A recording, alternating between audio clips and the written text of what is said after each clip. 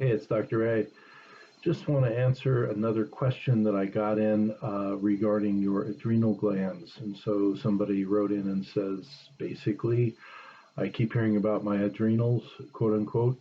What are they? What do they do for me? And why are people interested in telling me about them? So I think that's a really good one. It's sort of a funny question, too. Your adrenal glands are two glands that sit on top of each one on top of each kidney, and they're a little small. They sort of look like almost like the kidney's wearing a little hat. That is the suprarenal or adrenal glands. Now, embryologically, when you're being formed as an embryo, they actually form in two distinct parts, and they actually come from two different parts of development. So there's a middle part that is very neurological and retains the cell structures and histology of the nervous system largely. And then it sort of comes around and folds into the outer layer, which is called the cortex. The outside is usually called the cortex, and that's very glandular. And so you have a gland, the adrenal gland, there's a pair of them, which is really kind of two glands in one. So if you look at the first part that we talked about, the adrenal medulla, the middle part, right? What it does is it is made of this yellow chromaffin tissue, which is also the little pieces of it lining your aorta in the middle of your body, etc. But the chromaffin tissue in there, what it's specifically doing is making some of your fight or flight hormones. So epinephrine, also known as adrenaline, and norepinephrine or noradrenaline. Now, the adrenal glands, the medulla makes about 80% epinephrine and about 20% norepinephrine. Norepinephrine is often thought of as a brain neurotransmitter, but it also does some work down here in the rest of your body. When you're having fight or flight, so something scares you, you have to run away from a bear or an attacker, or you're under a lot of stress or whatever, you release these immediate use chemicals. So the adrenal medulla is all about immediate use stress chemicals. What do they do for you? They are the fight or flight, and sometimes we say fight, flight, or freeze neurochemistry or chemistry. Adrenaline basically upregulates your heart rate. It lets your lungs open up and breathe faster and better. So your heart not only is able to pump more blood more quickly, but your lungs are able to move more air in and out, which would be great if you're running away from a bear.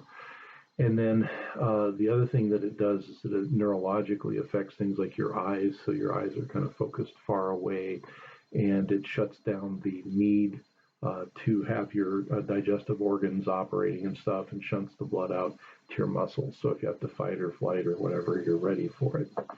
Now, the other thing that the epinephrine does when it's released is, if you think about this, is all kind of tied together in human biology and other mammals too. When the epinephrine is released, it also goes and liberates substrates or little, things that are needed for running away from bears. So you get more blood sugar. Blood sugar goes up. Free fats in the bloodstream are increased so that your heart can metabolize them and your skeletal muscle can metabolize them too.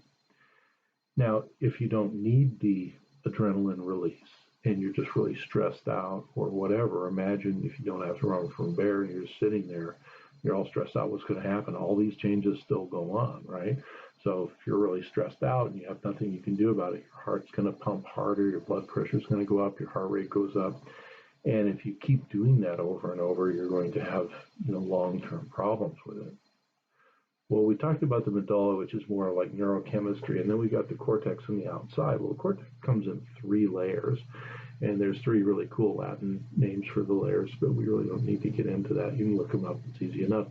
Just look up adrenal cortex and get more information you ever wanted. But what's it really do? Well, the three layers make, outside is a mineral corticoid, also known as aldosterone primarily, which is a hormone that shifts your blood levels of sodium and potassium around primarily, and helps with, it can help in the response to hemorrhaging, it can alter your blood pressure, it does all sorts of things. In the middle layer, you make cortisol, which is a relative structure of cortisone, right? humans make more cortisol in this particular layer, and your liver can convert it. Cortisol is called a glucocorticoid, so aldosterone mineral corticoid because it manipulates mineral. So cortisol family manipulates glucose. Now, it's also your primary stress hormone.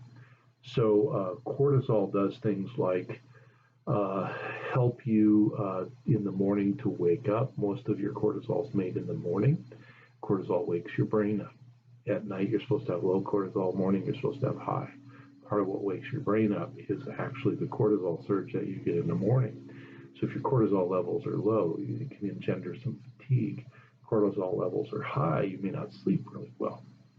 If you've ever had to take steroids, exogenous steroids like prednisone or something for a disease state, you might notice you have trouble sleeping. Well, that's why your brain thinks it's like perpetually morning when you have the steroids around.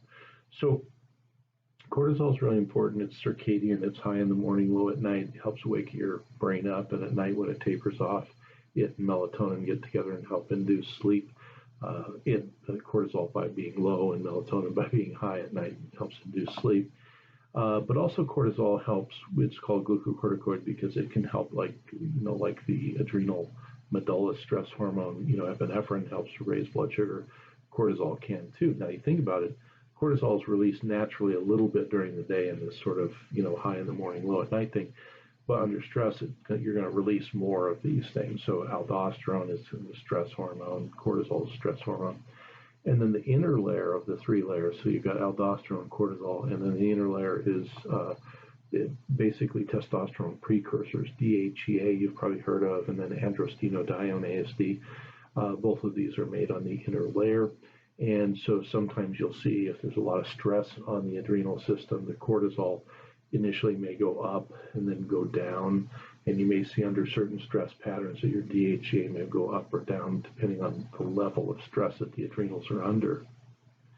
Now we're going to do a separate YouTube video on cortisol and a little bit deeper into its biology. But basically your adrenals are there to help you throughout the day have a circadian rhythm with your corticoid hormones.